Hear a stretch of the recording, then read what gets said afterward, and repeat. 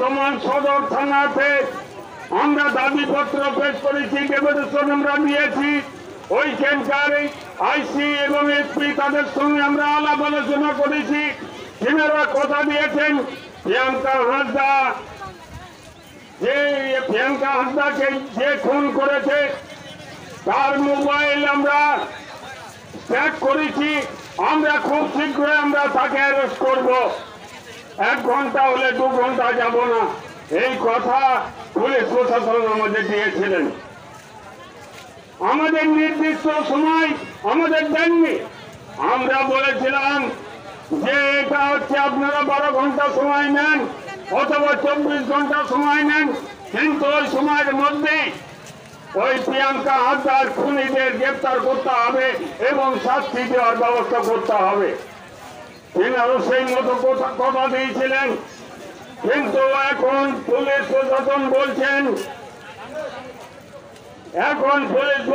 বলছেন যা তাদের নাগালের বাইরে চলে গেছে, অর্থাৎ আমাদের পশ্চিমবাংলায় একটা ভিন্ন জেলায় তিনি ছিলেন, এখন সেখান থেকে পালিয়ে গিয়ে অন্য রাজ্যে চলে গেছেন। অর্থাৎ নাগালের বাইরে কবে গ্রেপ্তার হবে এর কোনো নিশ্চয়তা নেই। আমরা যেটা বলতে চাই আপনাদের, এই ধরনের প্রিয়াঙ্কা হাঁসদা গোটা রাজ্যে ধর্ষিতা হচ্ছে, খুন হচ্ছে। আমরা প্রিয়াঙ্কা হাঁসদা খুন ধর্ষিতা হয়েছে কথা দাবি করছি না, কারণ হচ্ছে পোস্টমর্টমের রিপোর্টে সেই তথ্য বেরোয়নি। পোস্টমর্টমের রিপোর্টে বলা হয়েছে তাকে শুধু খুন করা হয়েছে। আমরা যেটা আপনাদের বলতে চাই, এর আগে বহু আমাদের আদিবাসী মহিলা, আদিবাসী মা বোনেরা তারা হচ্ছে ধর্ষিতা হয়েছে, কিন্তু পশ্চিমবাংলার পক্ষে একটা হচ্ছে শাস্তি দেওয়ার ব্যবস্থা হয়নি। আমাদের কোথাও হচ্ছে জমি কেড়ে নেওয়া হচ্ছে, আমাদের কোথায় হচ্ছে মিথ্যা মামলায় ঝুলি দেওয়া হচ্ছে, আন্দোলন করলে কোথাও হচ্ছে মাওবাদী তকমা দেওয়া হচ্ছে, জঙ্গি তকমা দেওয়া হচ্ছে। এই ধরনের তকমা দিয়ে আমাদের আন্দোলনকে দমন করার কাজ আমাদের এই রাজ্যে ঘটছে।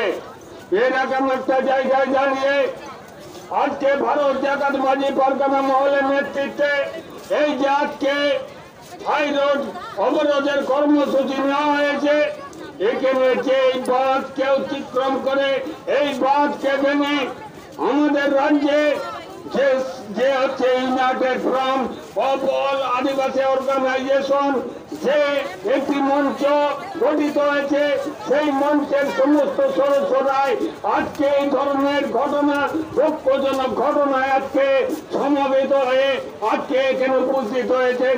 তারা সকলে দাবি জানাচ্ছেন এক বাক্যে, যে হচ্ছে প্রিয়াঙ্কা হাঁসদা যে খুন করেছে তাকে হচ্ছে গ্রেপ্তার করতে হবে, ফাঁসি দিতে হবে। কোন জাতের কোন সম্প্রদায়ের সে বন্ধু ছিল কি ছিল না আমরা সেটা দেখতে চাই না, কোন রাজনৈতিক দলের সেটা আমরা দেখতে চাই না। আমরা শুধু চাই এই ধরনের আমাদের মা বোনদের উপর যে অত্যাচার নিপীড়ন নেমে আসছে, খুন করছে, ধর্ষণ করছে, তাদের শাস্তি দেওয়ার ব্যবস্থা করতে হবে। এই কথাটাই আমরা বলতে চাই। আমরা নিশ্চিতভাবে দীর্ঘক্ষণ এই ধরনের অপরাধ করে গোটা পশ্চিমবাংলার জীবনযাপন, যা সাধারণ মানুষ হচ্ছে জীবনযাপনের ক্ষেত্রে চরম হচ্ছে। को तब मिहर को साब कर मेदिनीपुर अंतरें तब उन्हीं से बांग कुलिए गया को तब जानकारी लेखा इन जाना हाँ तो सावड़े तहन तबन पे।